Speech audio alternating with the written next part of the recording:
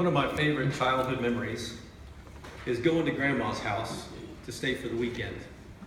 There were things that I got to do at Grandma's house that I didn't get to do at my parents' house. The rules were a little bit more relaxed. I would go and she'd give me a quarter and I'd go down to the little tiny market at the end of her street and get some ice cream and eat that. Then she'd fix this enormous meal and I'd eat that. And then afterward we'd start making chocolate chip cookies and we would end up eating more of the dough before it reached the cookie sheet to get to the oven than anything. This was before we knew the dangers of eating raw eggs. I don't know how I survived at this point. She also had these amazing trees to climb in her yard. Some old growth trees that didn't happen in my newer neighborhood where I grew up. One thing I also remember was that she liked for me to go to bed earlier than I really preferred to go to bed because she was an early to bed, early to rise type person. I was wired to be a night owl. And so I was that child that would be laid down to go to bed and, "Grandma, I need a drink of water." So I'd pop up out of bed and go to the kitchen and she'd roll her eyes and, "Grandma, I need to go to the bathroom. Grandma this, Grandma that." She developed this tactic. I'm not sure how conscious she was of it or not. But every time I would get up, she would somehow find yet another blanket or Afghan. When she'd lay me down, she'd put another one on top of me to the point where I was flattened against the mattress and could barely move, which was all right because she was a hot-natured person and kept the air conditioner at somewhere near absolute zero. And so it felt somehow secure and all that, but it did keep me from popping up like a jack-in-the-box so much. She was smart. Now I think back to those days and her wisdom as I raise my own kids.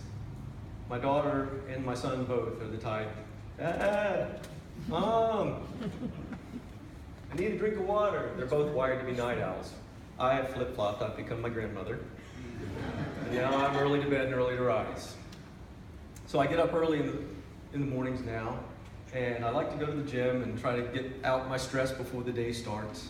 And one of my buddies at the gym likes to challenge himself, and I think he's crazy, but he will sometimes have a couple of people standing on each side of him, and he'll take a barbell and place it on his shoulders behind his neck. And he'll start with a bar, and then he'll squat down. And then the buddies will have a 10-pound plate in each hand and slide it on each end of the barbell. Squat again. Another 10 pounds on each side. He'll squat again. 10 pounds, 10 pounds, 10 pounds until his legs give out and the weights fall off the back of his shoulders. That added weight is a challenge for him to build up his leg strength. But there comes a point where enough is enough and his body says, "I've had it. I don't care what you think. I'm dropping off." And sometimes I think that the way that expectations come at us are like those 10-pound weights that keep being put on the side of our barbells of life.